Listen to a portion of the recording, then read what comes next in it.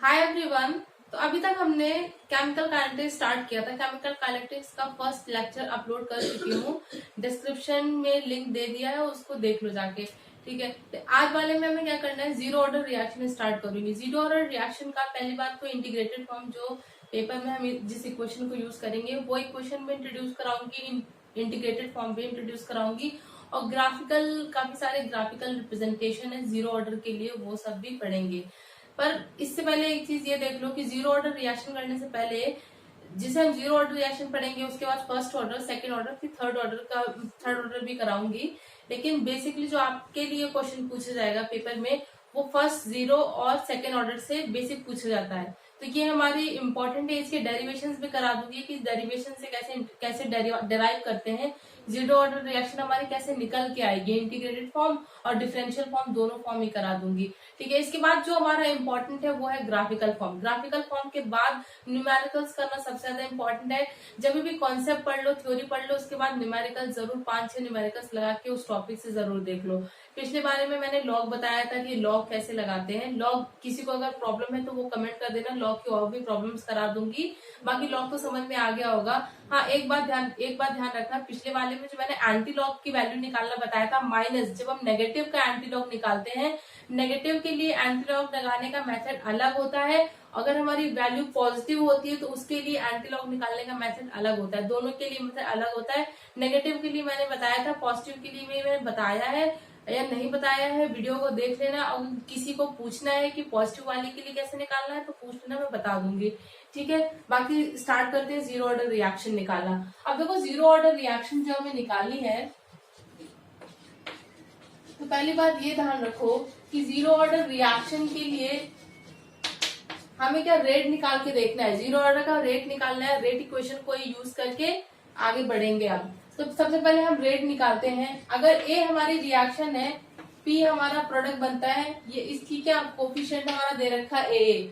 तो अगर ए कोफिशिएंट दे रखा है, ए हमारा यहाँ पे ले लेते हैं कि कॉन्सेंट्रेशन, ए कॉन्सेंट्रेशन का ए कॉन्सेंट्रेशन दे रखा है, तो यहाँ भी क्या अभी कोई भी हमारा प्रोडक्ट में कन्वर्ट नहीं हुआ है।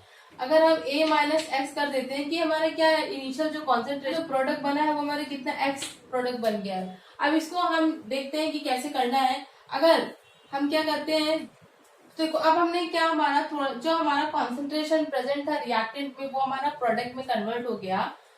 अब इसको लिखना कैसे है, रेट हम कैसे लिखते हैं कि यहाँ पे लिखा dx, कॉन्सेंट्रेशन में क्या थोड़ा सा हमारा चेंज हुआ, उसे हम df से डिनोट करते हैं, और यहाँ पे लिख देंगे टाइम में चेंज dt। अब क्या करना है, देखो हम यहाँ पे एक कांस्टेंट इंट्रोड्यूस करा देते हैं। कांस्टेंट से ही हम क्या रिएक्शन हमारी आगे बढ़ती है, कांस्टेंट हमें इंट्रोड्यूस कराना पड़ता है। तो हमने यहाँ पे k कांस्टेंट के फॉर्म में लिख लिया। अब इसको क्या या तो हम ले लें कि हमारा जो इनिशियल कॉन्सेंट्रेशन यहाँ पे जैसे हमने a लिया है, या तो हम ले सकते हैं a0 से a तक, ये हमारी इनिशियल कॉन्सेंट्रेशन, और a हमारी फाइनल कॉन्सेंट्रेशन। a0 हमारी इनिशियल और ए हमारी क्या फाइनल कॉन्सेंट्रेशन। लेकिन ये हम किसके लिए लेते हैं, इंटीग्रेटेड फॉर्म के लिए लेते हैं। पहले अभी क्या डिफरेंशियल फॉर्म को सिर्फ करते हैं। ठीक, डिफरेंशियल फॉर्म में क्या करना है, इसको सिर्फ सिंपली क्या कर दो, इंटीग्रेट करके लिख दो। इंटीग्रेशन जब dx से करोगे तो क्या आ जाएगा, x आ जाएगा। इंटीग्रेशन dt का करोगे क्या आ जाएगा, t आ जाएगा। तो ये हमारी डिफरेंशियल फॉर्म ऑफ इक्वेशन लिखाई, जिसे आप क्या देखते हो, इसे कैसे लिखी हुई मिलती है हमें, x upon k is equals to t। ऐसे फॉर्म में ज्यादातर हमें ये डिफरेंशियल फॉर्म की इक्वेशन बुक में ज्यादातर ऐसे या ऐसे लिखी हुई मिल जाती है। ठीक है, अब इसके बाद हम करते हैं integrated form of equation. Zero order के लिए इंटीग्रेटेड फॉर्म निकालते हैं। इंटीग्रेटेड फॉर्म यहीं से हो जाएगा। देखो बताती हूँ कैसे, जब पेपर में निकालना हो ना, पेपर में वैसे तो याद रहेगा, जीरो ऑर्डर याद ही रहती है। देखो यहाँ पे देखो इंटीग्रेटेड फॉर्म ऑफ इक्वेशन,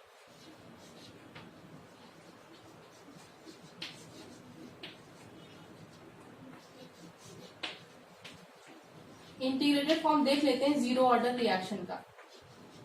ये आप पूछोगे कि हमें क्वेश्चन में कौन सी फॉर्म यूज करनी है, डिफरेंशियल यूज करनी है या इंटीग्रेटेड यूज करनी है।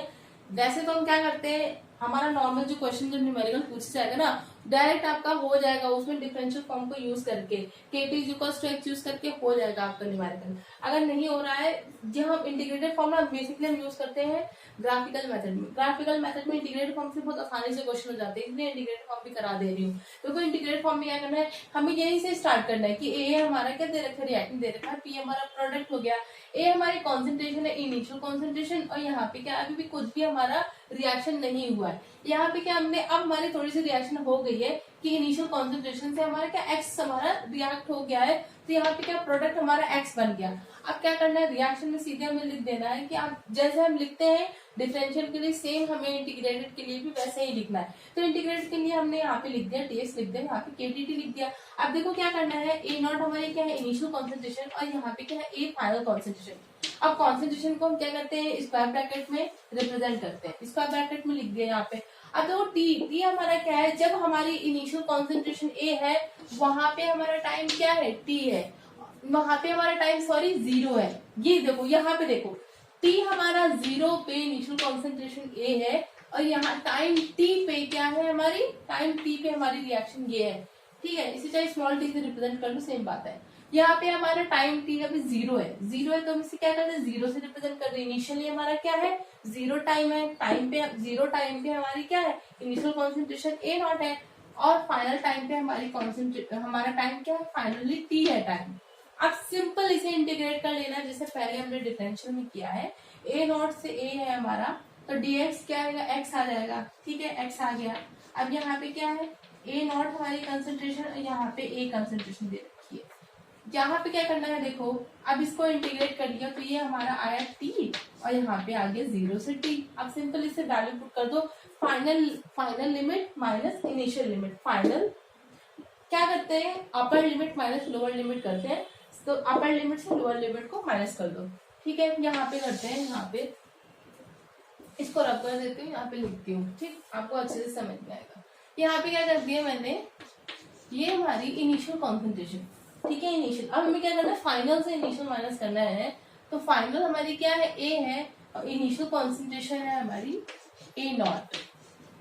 फाइनल ए है, इनिशियल ए नॉट है, समझ में आ रहा है। यहाँ पे क्या फाइनल हमारा टाइम टी है, यहाँ पे के लिख दो, के तो है ना, यहाँ पे के है, के लिखा रहेगा। फाइनल हमारा टी है और इनिशियल हमारा 0 है, तो 0 लिखने की जरूरत नहीं है, यहाँ पे हमने क्या टी लिख दिया। 0 से मल्टीप्लाई करोगे के को 0 आ जाएगी, ये वैल्यू यहाँ पे के टी बनेगा।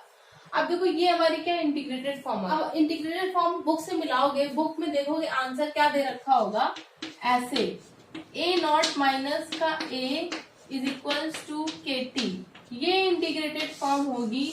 ये वाली फॉर्म नहीं दे रखी होती है, ये फॉर्म नहीं है, ये वाली इंटीग्रेटेड फॉर्म है। ए नॉट इनिशियल में से फाइनल कॉन्सेंट्रेशन को माइनस करना है 0 ऑर्डर रिएक्शन में। तो हमारी क्या गलती होगी ऐसे रिएक्शन से, देखो क्या गलती होगी। बहुत सारे लोग बोल देते हैं कि क्वेश्चन को ना हम यहीं से स्टार्ट करना है, तो मैंने आपको यहाँ से इसलिए कराया ताकि आपको ये मिस्टेक का पता चल जाए कि इंटीग्रेटेड फॉर्म को हम डिफरेंशियल फॉर्म से नहीं मैच कराना है, हमें सेम वही मेथड यूज नहीं करना है। अब देखो इसका सही फॉर्म क्या है, अब इसका सही फॉर्म देखो, यहाँ से रिएक्शन हमारी क्या हो जाती है, अलग हो जाती है। यहाँ से देखो रिएक्शन क्या करना था तुम्हें, यहाँ पे जब हमने ए गिविंग प्रोडक्ट लिख लिया तो हमें ये जो हम करते हैं ये रेट से निकालते हैं।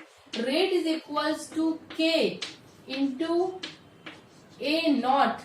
अब यहाँ पे क्या था, के इंटू ए नॉट, हमने क्या ये रेट लिख दिया। ये रेट हमारा 0 ऑर्डर के लिए है। अभी अगर इसकी पावर 0 कर दे तो 0 ऑर्डर के लिए हो जाएगा।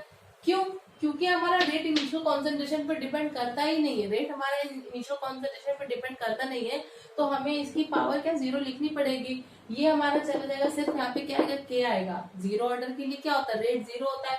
अगर इसकी पावर 1 हम 1 अगर यहाँ पे कुछ नहीं लिखोगे, 1 नहीं लिखोगे तो यहाँ पे पावर 1 आ जाएगी। ये तो फर्स्ट ऑर्डर बन गया, ऑर्डर इसका 1 आ जाएगा। तो सिंपल हमें रेट हमने इसके लिए 0 ऑर्डर के लिए हमें ऐसे लिखना है। अब यहाँ तक कैसे पहुंचना है इसको देखो, जैसे हम इंस्टेंटेनियस रेट ऑफ रिएक्शन को dx अपॉन dt के फॉर्म में लिखते हैं, वैसे यहाँ पे रेट को देखो कैसे लिखना है। रेट को क्या करना है, dA by dt is equals to k, और यहाँ पे क्या करना है, यहाँ पे dA, यहाँ क्या नेगेटिव लगेगा। अब यहाँ पे नेगेटिव साइन क्यों लगेगा, क्योंकि हम रिएक्टेंट के लिए रेट लिख रहे हैं। मैंने बताया था आपको rate of decomposition of reactant मैंने लिखना बताया था आपको।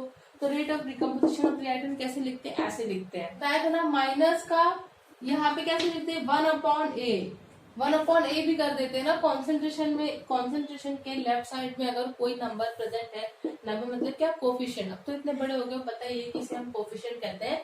तो अगर कोफिशिएंट प्रेजेंट है तो हम क्या करते हैं, कॉन्सेंट्रेशन वाले टर्म से वहां पे डिवाइड कर देते हैं, और यहाँ पे सिंपली हम क्या ऐसे लिख देते हैं, के फॉर्म में लिख देते हैं।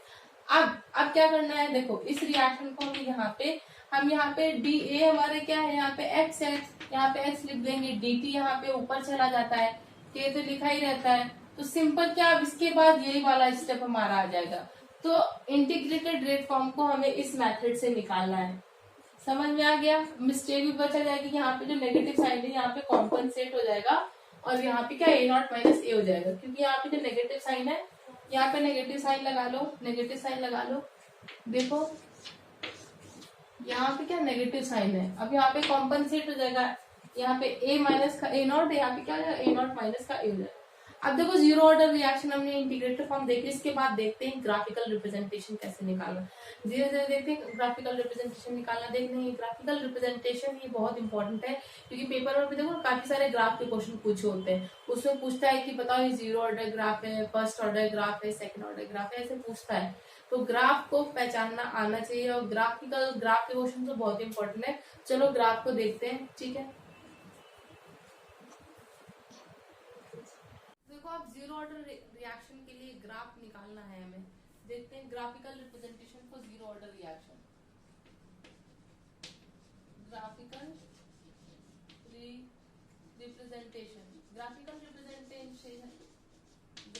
रिप्रेजेंटेशन देखना है जीरो ऑर्डर रिएक्शन के लिए। अब जो ग्राफिकल रिप्रेजेंटेशन में सबसे पहले हम डिनोट करेंगे, क्या रिप्रेजेंट करेंगे, रेट वर्सेस टाइम के लिए, रेट वर्सेस टाइम, ठीक है। फर्स्ट है हमारा रेट वर्सेस टाइम। अब देखो जीरो ऑर्डर रिएक्शन के लिए सिंपल हम रेट वाली इक्वेशन लिखते हैं। रेट की इक्वेशन क्या होती है, रेट कैसे लिखते हैं, रेट इज इक्वल्स टू के कॉन्सेंट्रेशन, किसका, इनिशियल कॉन्सेंट्रेशन। अब हमारा क्या है, जीरो ऑर्डर रिएक्शन, हमारा पहली बात जीरो ऑर्डर रिएक्शन कॉन्सेंट्रेशन पे डिपेंड ही नहीं करता। जब डिपेंड ही नहीं करता तो टाइम कितना भी लग जाए उस रिएक्शन के लिए मैटर नहीं करता। क्या हो जाएगा यहाँ पे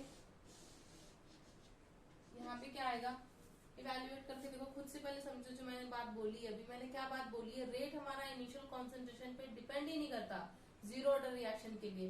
जब डिपेंड नहीं करता, अब रेट वर्सेस टाइम के लिए हमें यहाँ पे ग्राफ प्लॉट करना है। तो टाइम इनफाइनाइट टाइम चाहे दे रखा हो, कितना भी टाइम दे रखा हो, जब इनिशियल कॉन्सेंट्रेशन पे डिपेंड नहीं करता, टाइम आपने इनफाइनाइट लगा दिया उस रिएक्शन के लिए, डिपेंड नहीं करता, तो इसका मतलब क्या हो जाएगा, यहाँ पे जब टाइम इंडिपेंडेंट तो क्या कांस्टेंट आ जाएगा। ये लाइन कैसे हो जाएगी, कांस्टेंट हो जाएगी। यहाँ पे क्या है, रेट वर्सेस कॉन्सेंट्रेशन के लिए, रेट वर्सेस ए नॉट का ग्राफ निकालना है। ए नॉट पे डिपेंड नहीं करता, रेट वर्सेस टाइम के लिए, सॉरी, रेट वर्सेस क्या, टाइम के लिए। टाइम किससे, टी से रिप्रेजेंट कर दो, टाइम टी से रिप्रेजेंट कर दिया, रेट वर्सेस टाइम का डिपेंड नहीं करता इनिशियल कॉन्सेंट्रेशन पे। अब डिपेंड नहीं करता तो यहाँ पे क्या आ जाएगा, सिंपल स्ट्रेट लाइन ग्राफ आ जाएगा। अब अगर सेम यही जिससे मैंने अभी क्या बताया, रेट वर्सेस अगर कॉन्सेंट्रेशन का टाइम, अगर रेट वर्सेस कॉन्सेंट्रेशन का ग्राफ ड्रॉ करना हो, वो कैसे ड्रॉ करेंगे, देखो सेकंड है rate versus concentration. Rate versus concentration के लिए हमें ग्राफ ड्रॉ करना है। अब मैंने अभी एक चीज बताई आपको कि कॉन्सेंट्रेशन पे डिपेंड नहीं करता हमारा रेट। जब डिपेंड नहीं करता है तो ऑब्वियसली हम क्या करेंगे, रेट हमने यहाँ पे लिख दिया, रेट को RAT, रेट चाहे कैपिटल R से लिख दो जैसे भी मानो, और टाइम को टाइम से नहीं बनाना, हमें क्या A नॉट कॉन्सेंट्रेशन पे ग्राफ ड्रॉ करना है। रेट और कॉन्सेंट्रेशन का सेम वही ग्राफ आ जाएगा। सेम क्यों आएगा, क्योंकि डिपेंड नहीं करता है। तो यहाँ पे क्या स्ट्रेट लाइन आ जाएगी, यहाँ पे भी स्ट्रेट लाइन आ गई। चीज समझ में आ गई है। अब क्या करना है, अब देखो हमने रेट वर्सेस टाइम का बना लिया, रेट वर्सेस कॉन्सेंट्रेशन का बना लिया, अब कॉन्सेंट्रेशन वर्सेस टाइम का बनाते हैं। इसमें कॉन्सेंट्रेशन वर्सेस टाइम के लिए जब हम ग्राफ बनाएंगे तो हम देखेंगे कि हमारा क्या आता है, ग्राफ कैसे आता है ये देखेंगे। अगर हम देखो कॉन्सेंट्रेशन वर्सेस टाइम के लिए ग्राफ बनाते हैं। अब कौन से, देखो पहले एक चीज ये ध्यान रखना, जब भी पहले ना ग्राफ में ध्यान रखने वाली बात क्या होती है, ग्राफ हम ड्रॉ कैसे करना है, ग्राफ में हमें टर्म्स ही एक्स और वाई एक्सिस में क्या प्लॉट करना है उसी पर डिपेंड करता है कि हम कौन सी इक्वेशन यूज करेंगे। ठीक है, अब देखो कॉन्सेंट्रेशन और टाइम की बात हो रही है, हमें यहाँ पे क्या ड्रॉ करना है, कॉन्सेंट्रेशन हमें वाई एक्सिस पे ड्रॉ करना है और टाइम हमें क्या एक्स एक्सिस पे ड्रॉ करना है। ठीक है, कॉन्सेंट्रेशन वर्सेस टाइम पे ड्रॉ करना है, तो हमें वो ग्राफिकल इक्वेशन यूज, वो हमें इंटीग्रेटेड या डिफरेंशियल वो वाली इक्वेशन यूज करनी है जिसमें इन दोनों के बीच में एक्चुअल में रिलेशन दे रखा हो। अब हम देखो डिफरेंशियल इक्वेशन भी लिख के मैं बताऊंगी, उसके बाद इंटीग्रेटेड इक्वेशन भी लिख के बताऊं, दोनों में हमें ये देखना है कि इसके बीच जो ये रिलेशन है किसमें दिखेगा, वही इक्वेशन हमें यूज करनी है। देखो हमने क्या, पहली जो हमने डिफरेंशियल इक्वेशन निकाली थी x इज इक्वल्स टू क्या, kt, x is equals to kt, हमने एक इक्वेशन निकाली थी जीरो ऑर्डर के लिए, क्या डिफरेंशियल इक्वेशन है, पहली इक्वेशन ये। दूसरी इक्वेशन हमने क्या निकाली है, a नॉट माइनस का a is equals to kt।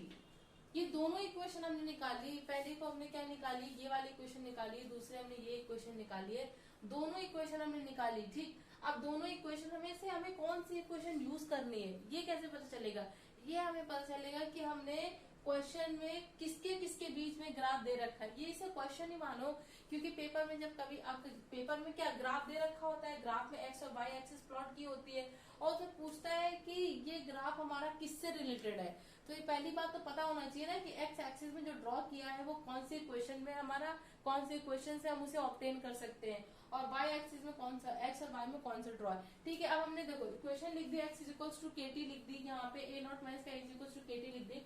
Concentration वाली एक्स हमारी क्या है, एक्स मैंने बताया था ए इज इक्वल्स टू क्या था, डैश था यहाँ पे, जब हमने एक्स क्या था, एक्स हमारा कंज्यूम हो गया था, रिएक्टेंट हमारा कंज्यूम हो गया था, हमारा कुछ था रिएक्टेंट, एक कॉन्सेंट्रेशन प्रेजेंट थी उसमें से एक्स हमारा कंज्यूम हो गया था और हमारा क्या एक्स ही प्रोडक्ट बना था, तो एक्स एक हिसाब से हमारी कॉन्सेंट्रेशन है, पर ये डायरेक्ट नहीं दे रखा है, तो हम यहाँ पे डायरेक्ट क्या कॉन्सेंट्रेशन क्या ए नॉट माइनस ए को यूज कर सकते हैं, कॉन्सेंट्रेशन यहाँ पे डायरेक्ट दे रखा है, कॉन्सेंट्रेशन और टाइम के बीच में रिलेशन, और ये रिलेशन कैसे दिख रहा है, अब इसको रिलेशन कैसे मानेंगे, देखो y is equals to M X type की इक्वेशन दे रखी है, ये कौन सी स्ट्रेट लाइन इक्वेशन है, y is equals to M X type का दिख रहा है।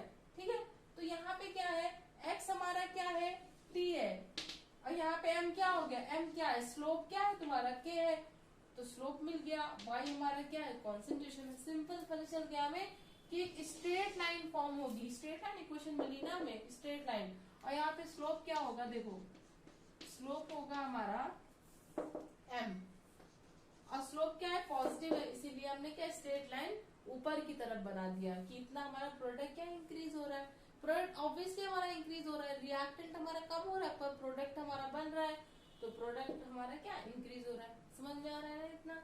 इसके बाद नेक्स्ट देखते हैं, देखो ए वर्सेस टाइम के लिए ग्राफ देखना है,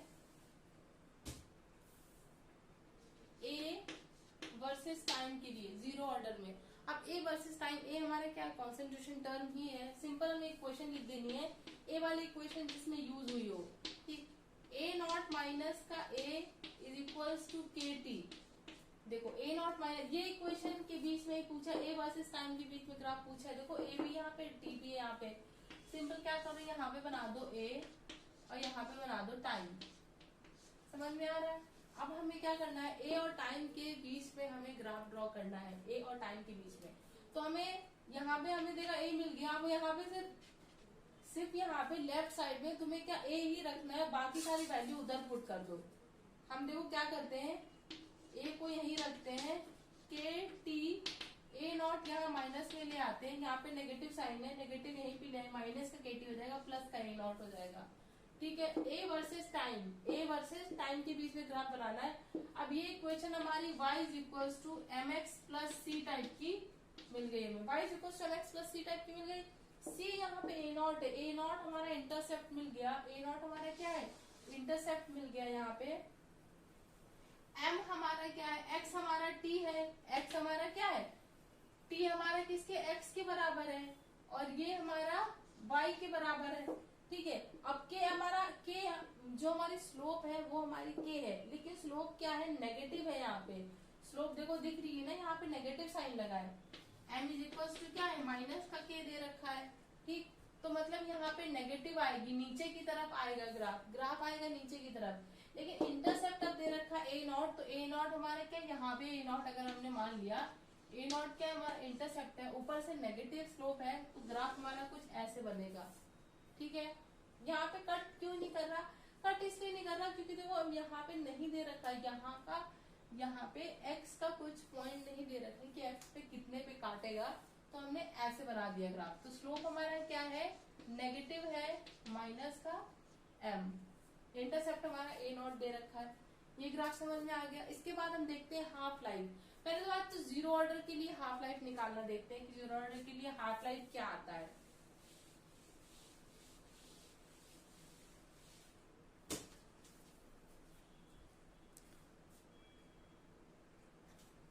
जीरो ऑर्डर के लिए हाफ लाइफ निकालना देखते हैं। हाफ लाइफ कैसे निकालते हैं, देखो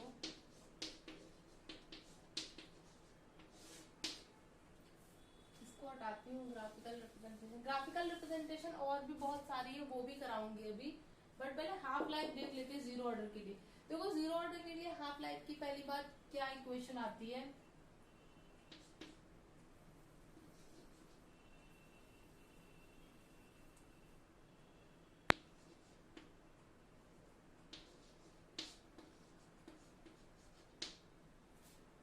अब देखो a बाई टू के मैंने यहाँ पे लिखा है, हाफ लाइफ को हम t हाफ से रिप्रेजेंट करते हैं। हाफ लाइफ को किससे लिखते हैं, t हाफ से रिप्रेजेंट करते हैं। a हमारी क्या है, इनिशियल कॉन्सेंट्रेशन है, सारे टर्म को बता दे रही हूँ। t हाफ हमारी है, t हाफ है हाफ लाइफ, a है इनिशियल कॉन्सेंट्रेशन। ठीक,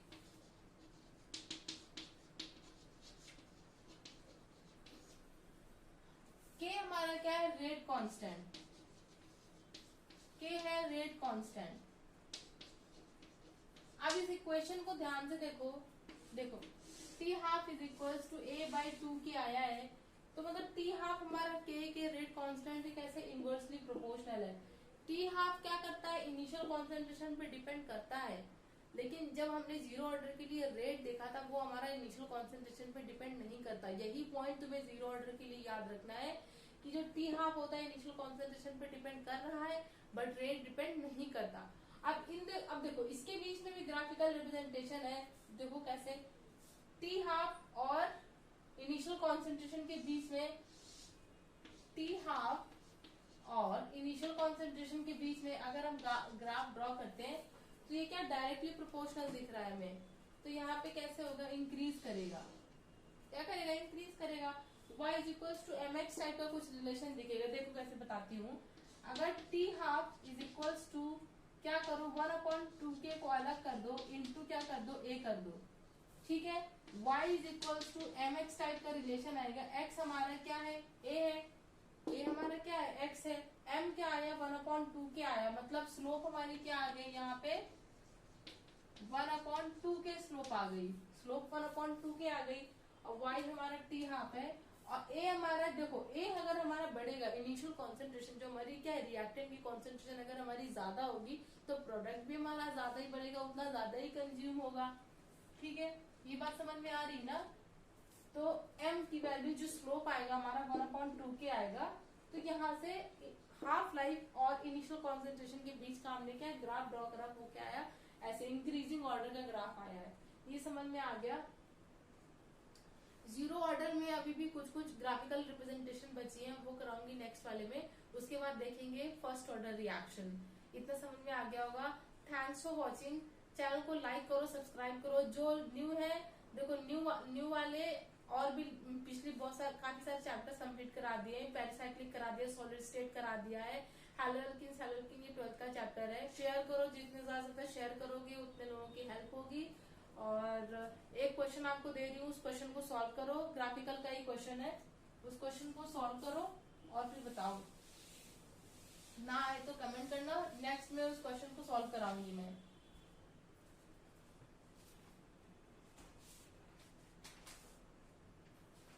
देखो ये होमवर्क है, रेट वर्सेस टाइम का ग्राफ ड्रॉ करना है, रेट वर्सेस टाइम। देखो इसके लिए एक हिंट दे रही हूँ, इस क्वेश्चन को करने के लिए एक हिंट है। रेट, देखो अभी रेट की वो वाली एक्सप्रेशन यूज करनी जहां पे क्या हो, रेट मेंशन हो। जीरो ऑर्डर के लिए रेट बताया मैंने कैसे निकालना है, रेट और टाइम के बीच में ग्राफ निकालना है। अरेनियस इक्वेशन का यूज करना पड़ेगा, उससे यूज करके इस ग्राफ को ड्रॉ करो। ना आए तो कमेंट करना और नेक्स्ट वाले में वैसे